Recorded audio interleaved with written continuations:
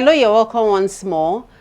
Previously, we were talking about those basic ingredients or principles that are required to make a successful relationship, marriage, okay? And then we introduced two basic or foundational principles or ingredients that are required, which is respect, submission from the woman to her husband or her partner, and then love from the man. Today we will be talking about respect, submission, okay, together.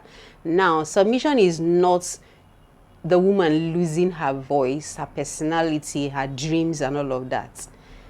It's you submitting your authority, those ideas and all of that, to a higher authority, higher ranking. That higher authority doesn't mean that the person is superior or that the man is superior, but it has to do with hierarchy. It has to do with accountability. Take for example, in a vehicle there has to be one driver. In a ship there has to be a captain, okay? So for the purposes of accountability, someone has to be held accountable, and so every other person has to submit to one leadership for there to be progress. That's where submission in this regard from the woman is talked about, because the man is the head. He is the one who has the vision, who has the picture, the blueprint for that family. Take for example, from the beginning of creation between Adam and Eve, he was given the blueprints, okay, of where they were to go to, the purpose and the vision, okay. And then the wife came into the picture and ate the fruits. There was no issue, but when he did, God came and then asked him. So he was held responsible and accountable. That's how it is with the family or the marriage relationship. So there has to be someone who is leading, and you as the woman ought to submit to that authority, okay, for it to work. And that's why it becomes imperative for you to marry a man who has a vision, who is going somewhere, who knows where you are going exactly. So it becomes easier for you to submit and then follow his leading. Now, respect is something that matters a lot to a man. And respect is what reflects your submission to your partner, to your husband.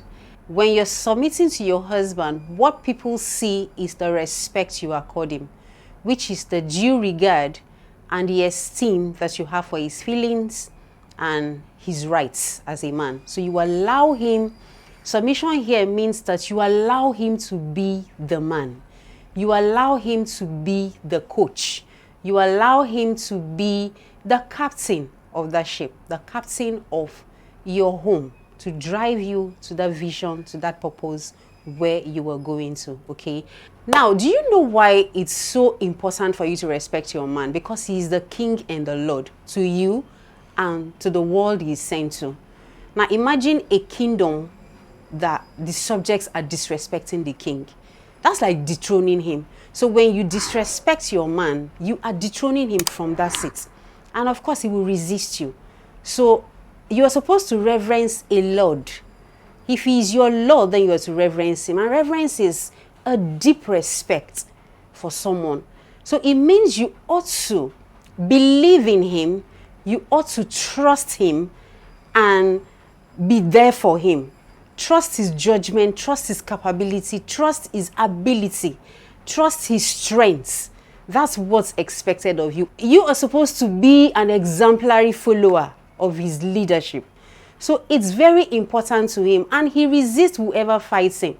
And then when you fight him like that, you put him in an awkward position where he has to resist you and fight you, and then you take away his ability to love you easily. And so it's important that you give him the due respect and regard. What are those ways that you are supposed to show your respect? Don't attack his personality. Don't attack his decisions.